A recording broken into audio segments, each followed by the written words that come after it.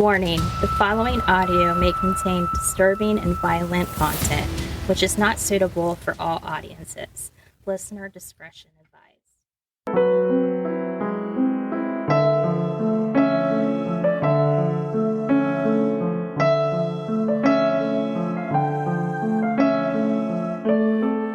Welcome. This is Nayoka.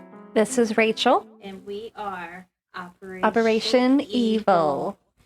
Just some housekeeping. This is take 2 because we are awesome and totally deleted the first one. Oh, can we share what we accidentally deleted it with? Yes.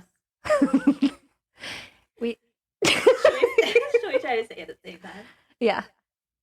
That's what she said. That's what she said.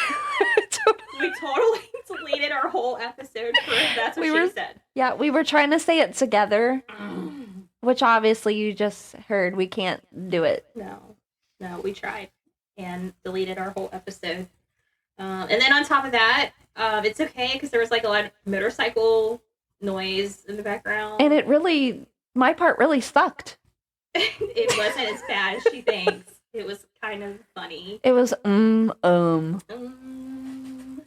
Remember that song? Yeah, that one. I can't remember who it was by. Crash Test Dummies. Yes. You knew what I was talking about. Most of the time, I can't translate that.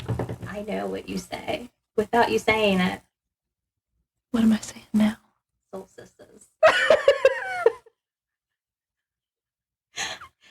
Also, we're going to work on our audio skills because I know we've been up and down with the last 2 episodes. Hopefully this one will be better and not a lot of motorcycles in the background, you know what I'm saying?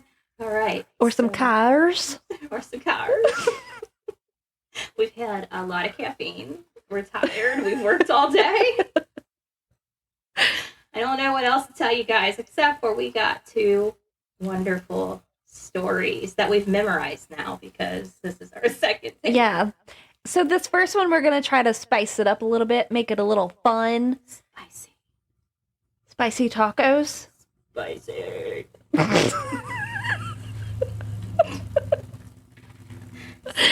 It's not about spicy tacos, though, is it? No. That's good. It's I don't think about... people come here for that. It's about a spicy relationship. Ooh. Now I'm interested. Tell me more. Rhonda Kay. Rhonda Kay. In 1992, she goes missing. She's married and she has 2 kids at the ages of 2 and 6. She owned a baby wear business, and between her and her husband, they also rented a room for extra money. And so this story is coming out of Britain, and they refer to them as lodgers. I'm going to really need you to do this in a British accent, please. I'll try. Do it. They refer to them as lodgers. I can't do it. Go on. Okay, let me go to the next section. I love it. I can't do it. Does it sound like it? Yeah, I think it's pretty good. I can't do it. I would like to go to Britain and tell Mr. Nick Kay, which is the husband, that he is terrible. Why? Why is he terrible? So he cheated on his wife. Loser. Not once. Not once. It's never once. And probably not twice. No. But, so the second time that we know of, Rhonda found her husband in bed with the lodger. The lodger's name, her name is Karen Scott. Okay, when you say that, it makes me think of the Clue game, like Mrs. Rogers was in the study or whatever. Study with a candlestick and the husband. Oh, that's why you said that in the one we deleted. But doesn't it kind of you see where my brain went there? Yeah. Okay, go on. Well, I'm sorry. Go on. So where I used to work, there is a clothing brand called Karen Scott. Yeah. I've never heard of it. It's affordable clothing at the Macy's. Affordable, you say? Affordable clothing. I doubt it's affordable. Is it like $1 shirt? Because that would be affordable. It's worth $1.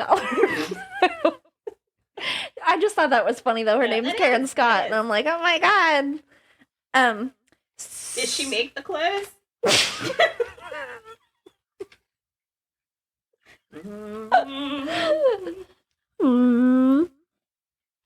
I'm tone deaf, so I can't join you.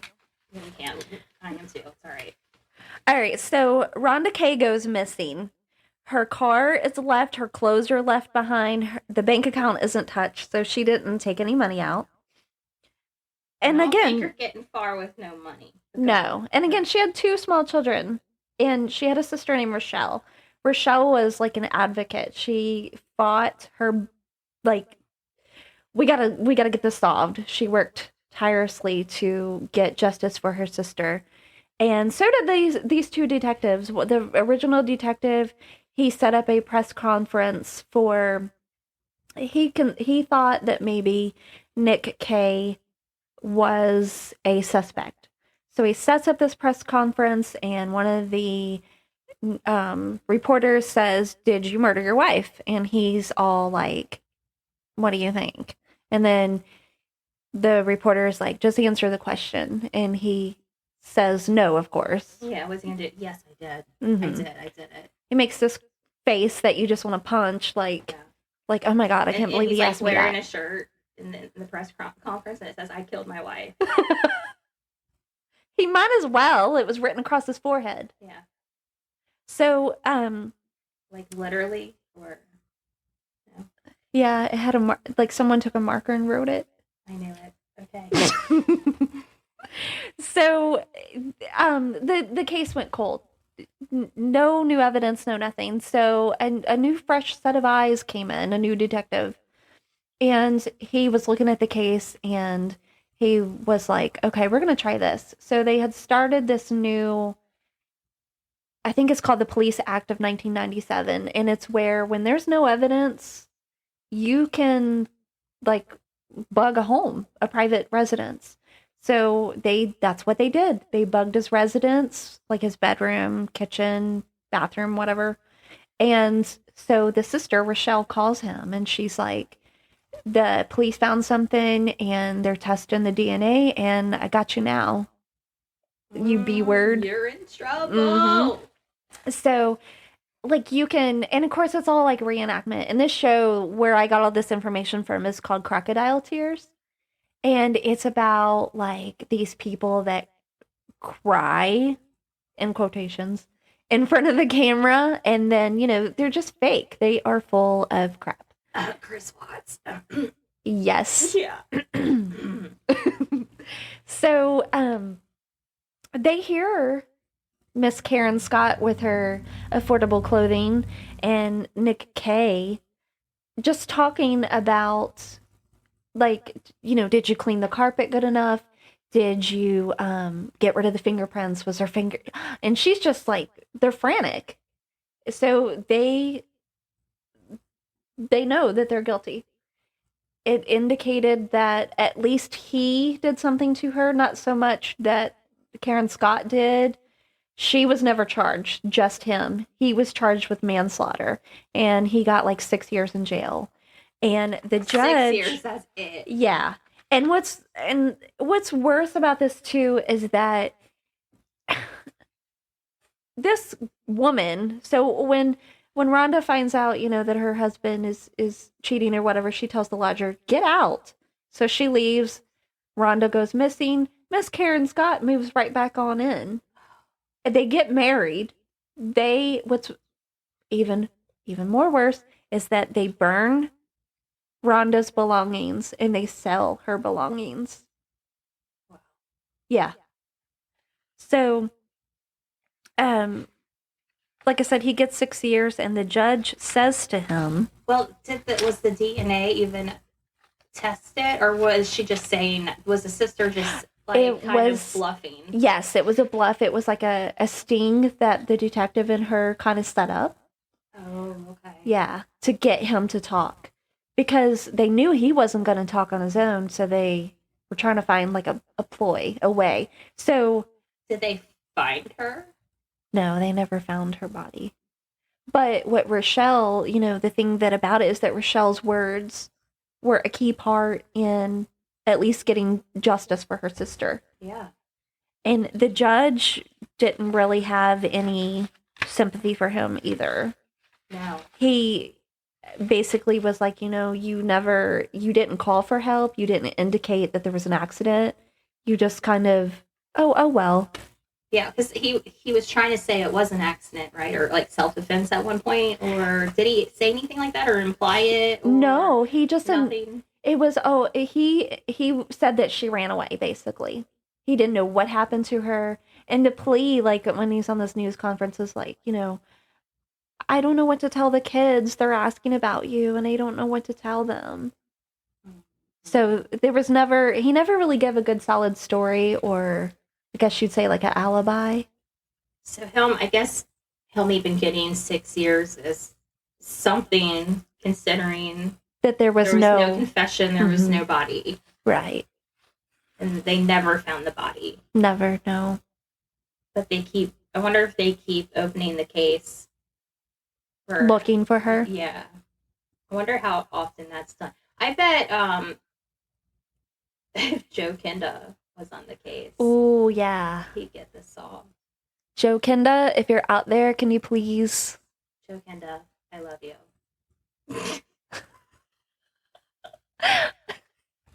He could be our papa too.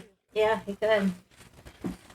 Well, I hope they find her, and I feel like whatever you put out in the universe is going to come back at you at some point, so I wonder how long it's going to take for the new wife to get caught, because obviously she was probably involved. Well, because to a point. Yeah, because if you listen to that recording, I mean, to me it sounds like she's involved. I mean, how they've had to know each other before she lodged there. How is somebody going to bust into your bedroom at night? It seems that way. And there suddenly be chemistry. Yeah. I guess because when your name's Karen Scott. I guess.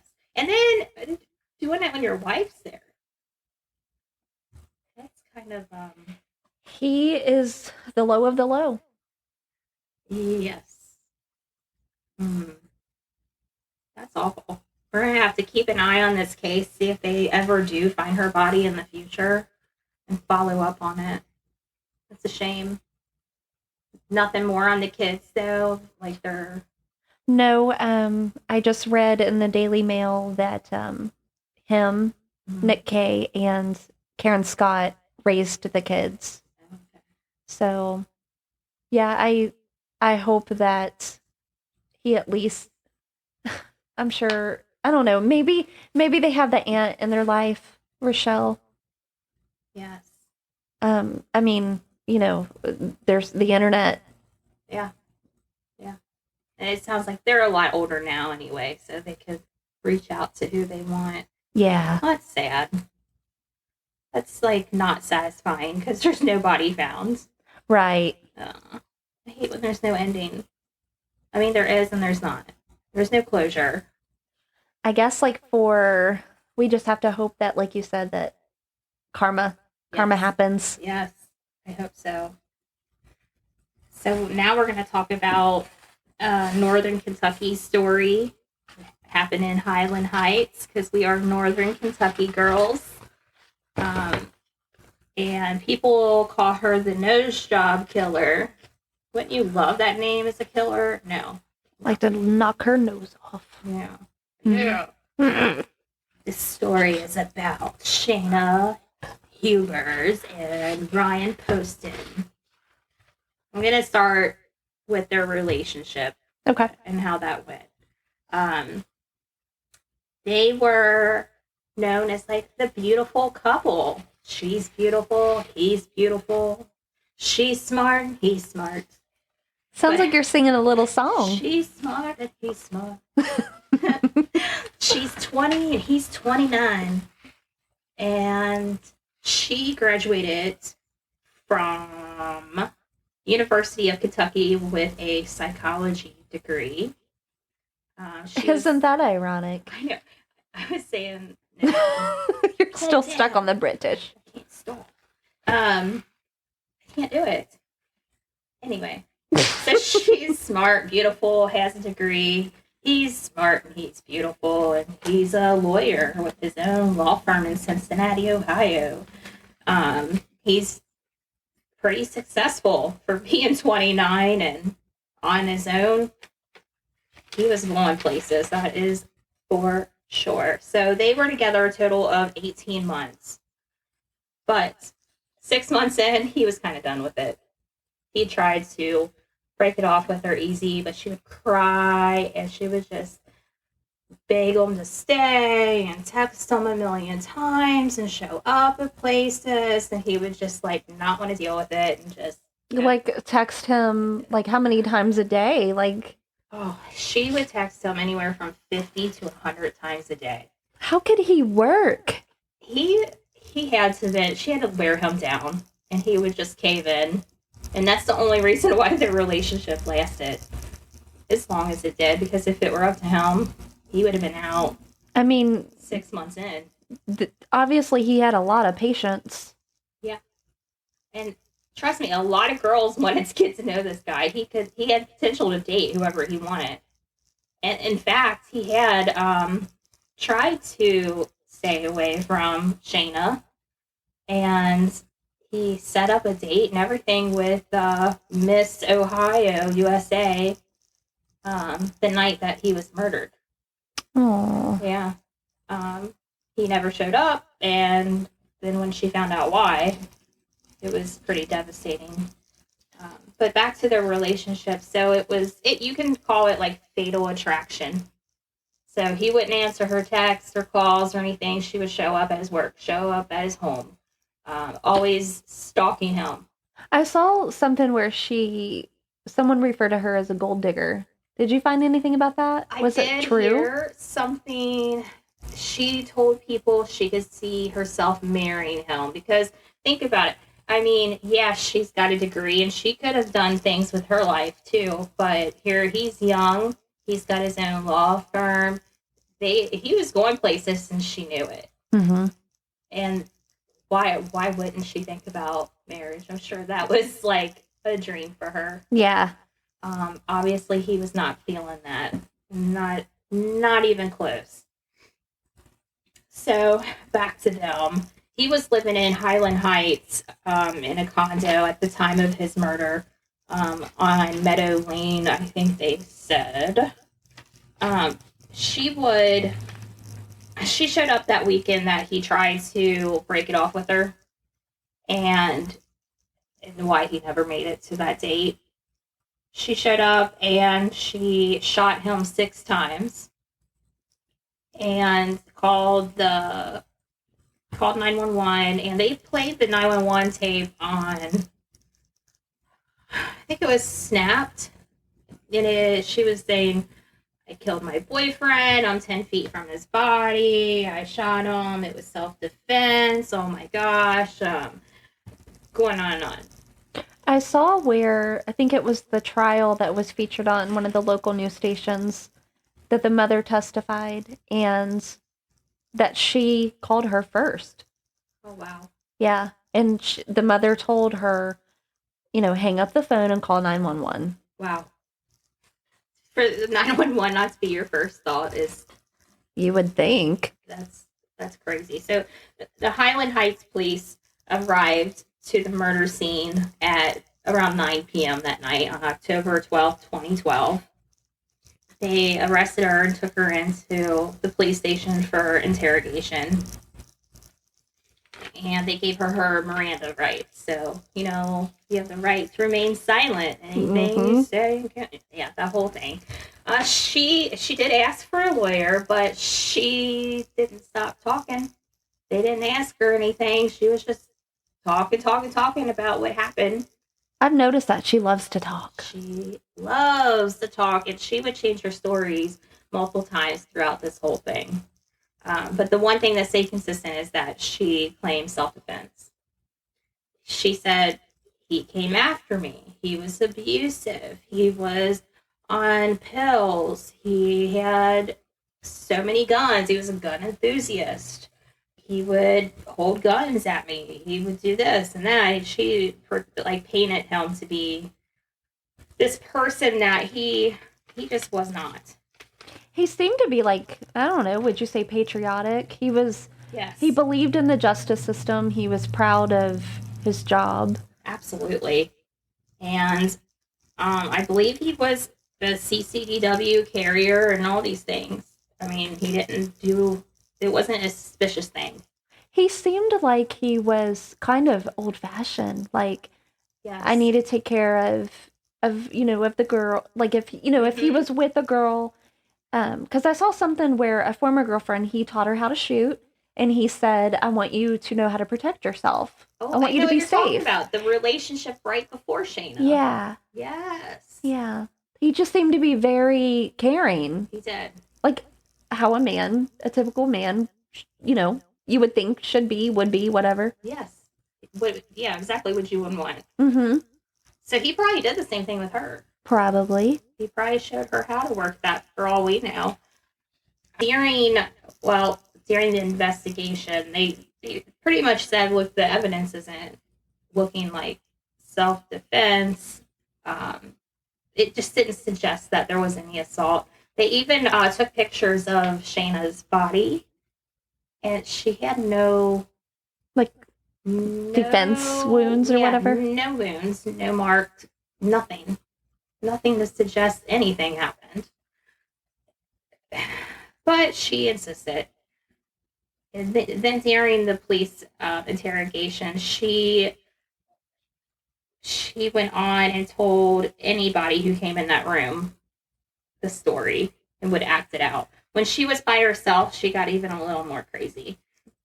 She like snapped her fingers and was like, "Yep, I did it. Yep."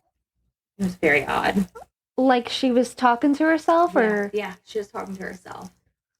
And then her dancing around the room. I know you saw that. Yeah, and singing "Amazing Grace." Yeah, because why I just not don't when understand. you're being interrogated for murder? I mean, wouldn't you sing? No. So her behavior was very, very odd, and she never showed remorse either. She told him, she says she shot him in self-defense, and then he was like making noises, and his body was twitching, and it freaked her out. So she shot him more for a total of 6 times to put him out of his misery, of course. I'm just... Yeah. I'm speechless. Yeah. He's not an animal that you put out of his misery. And if he's still twitching, he's still moving, maybe he could have been saved. How is he a threat to you? Every time I think when we read about these people that do these things, I think, wow, you are like so self-absorbed, blah, blah, blah. And then someone like this. Yes. Who knows? He might have been able to be saved. But she thought, I'm going to put him out of his misery because he's going to die anyway. That's what she said.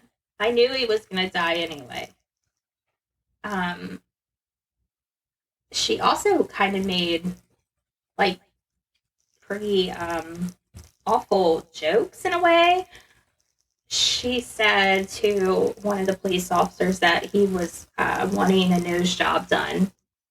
And she pointed to like where her nose and forehead is and said, I shot him here. I gave him the nose job that he wanted. Oh my gosh.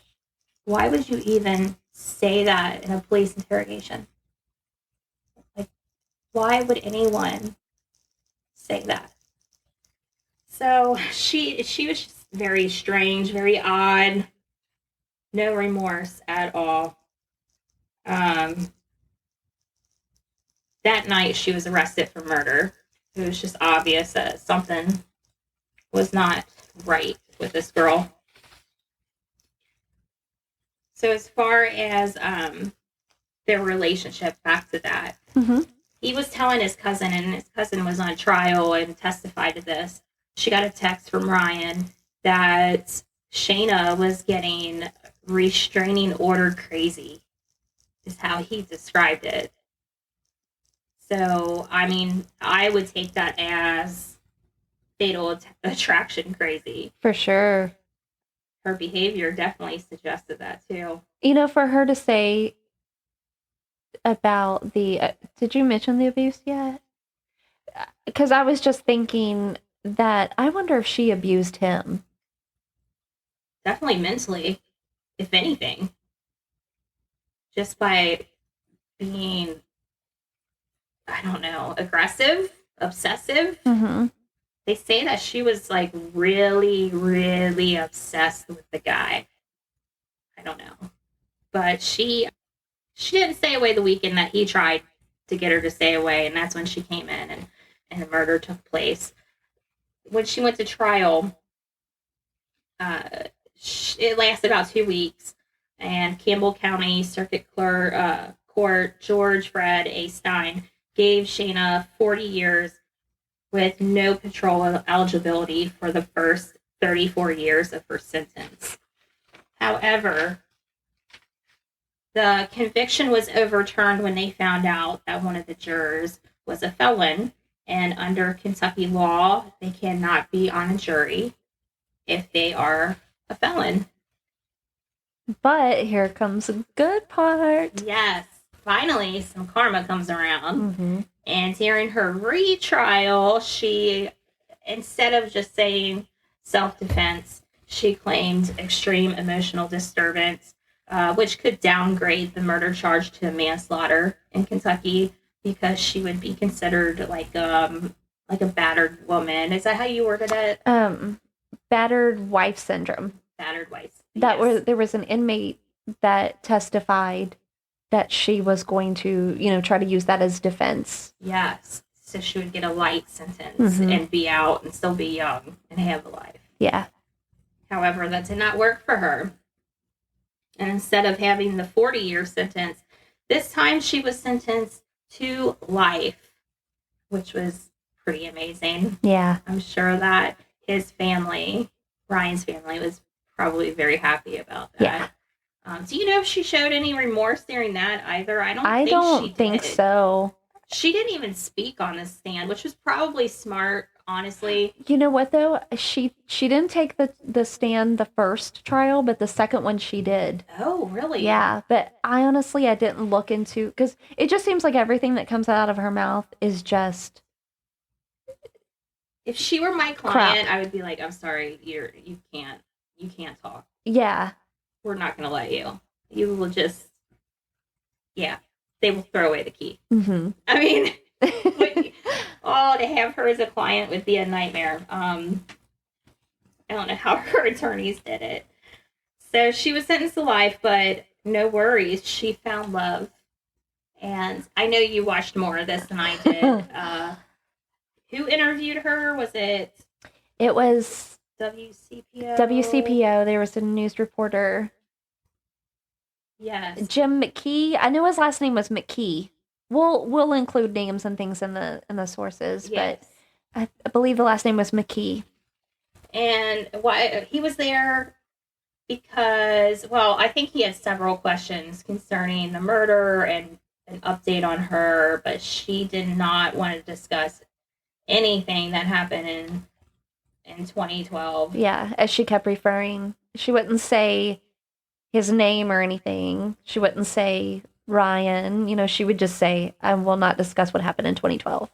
Yeah, the only thing she would discuss was, I fell in love with a transgender woman named Unique Taylor, but filed, I'm not even going to go there yet.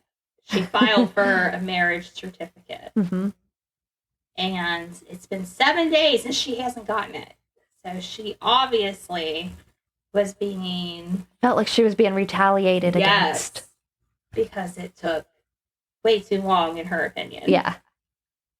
She was determined to get this. It was kind of confusing, her describing her newfound love. I mean, I think they met in prison. That's what I understood was that, but I was like, So was he a guard? I don't know how they came in contact. Sure, I feel like he was an inmate. Maybe he just didn't. He or she, I'm sorry, I'm going to get the genders mixed up because she actually refers back and forth Mm-hmm. to his name prior to changing it to unique. Right. To unique, so it gets kind of confusing. Yeah. So I don't know if they were inmates together or not, or how long he was sentenced, or what he even did. But they had some kind of connection. They did end up getting married, though. But she ended up filing for divorce January 14th, 2019, which would be like a year after this interview of her professing her love. They might have been married not maybe a year, not maybe. Quite a year. Not very long. No. Not for whining and crying about the marriage certificate. Yeah, so evidently this interviewer, she wrote him a letter and wanted him to come, I guess help her get this out. Yes. I just loved it though, because he was trying so hard to get her to answer questions in reference to Ryan, and she just wouldn't do it. Yeah. I know that he even talked about her friend that believes that Shayna didn't do anything wrong and she was in self-defense. Oh, is that the person who has a Facebook support group for her? Yes, and I think they even have like a GoFundMe for her, and I'm just rolling my eyes. Things. Yeah. I don't really know.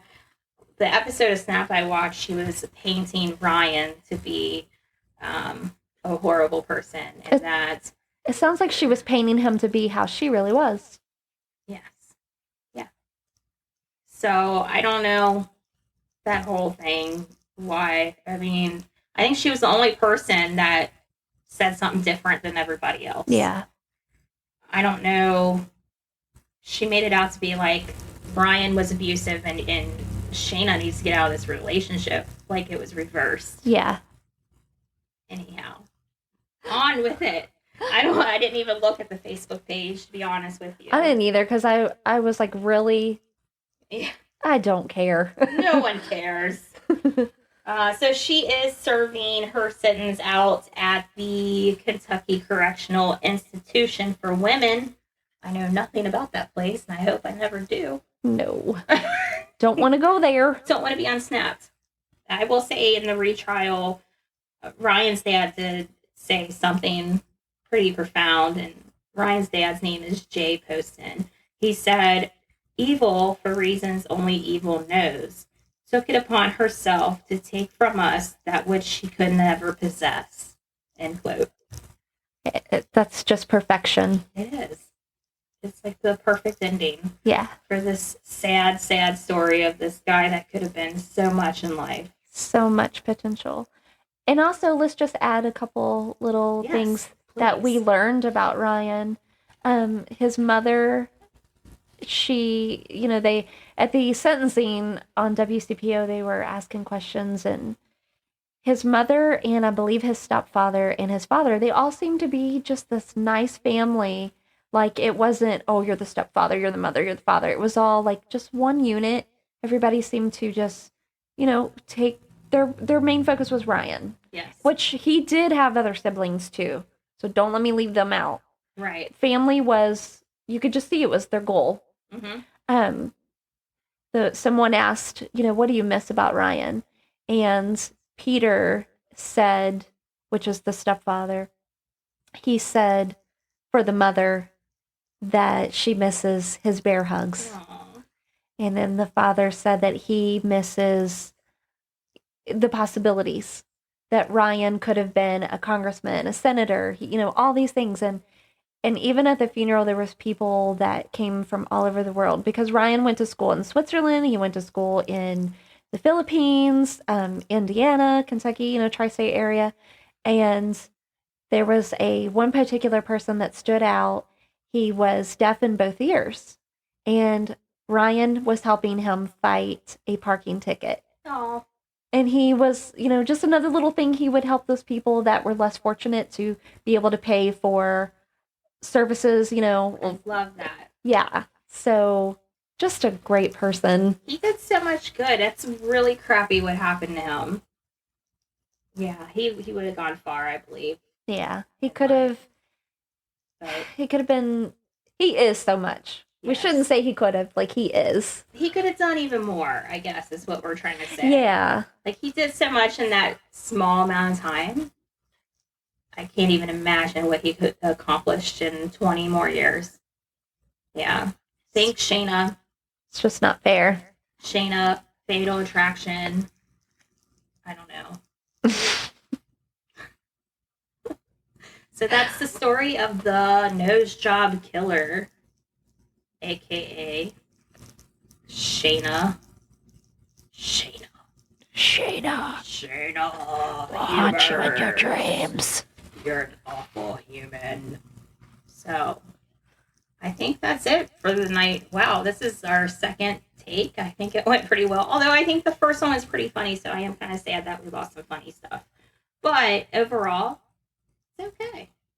Yeah, we're just trying to keep this more like we're just talking to you, like an in-person kind of thing. Yeah, we want to be friends. Yeah. Be our friend. But we are taking reviews, and yes, if you like us, please leave us a good review. Don't leave no mean stuff. Yeah, we just don't want that. No. We don't want that. We don't want any negativity in our life.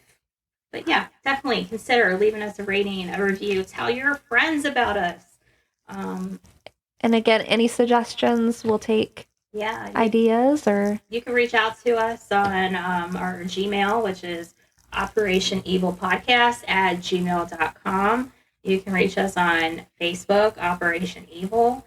You can reach us on Instagram, Operation Evil Podcast. And anyway, we'll get those right away. We will read everything. We will take in your suggestions, and we are ready to take on any story that you want to throw at us. But I think that's all we got for you tonight.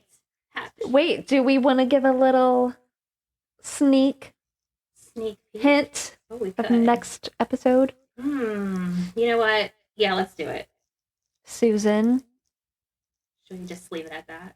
Yeah, let's do it. I mean, that's all you get. That's all you get. We only said a hint. We're tired. We're going to tell you everything. Yeah, we're tired. It's time to go. It's been a long day. So how should we end this? Just say bye. Yeah. We'll be clever one day. But for now, goodbye. And we'll talk to you next time.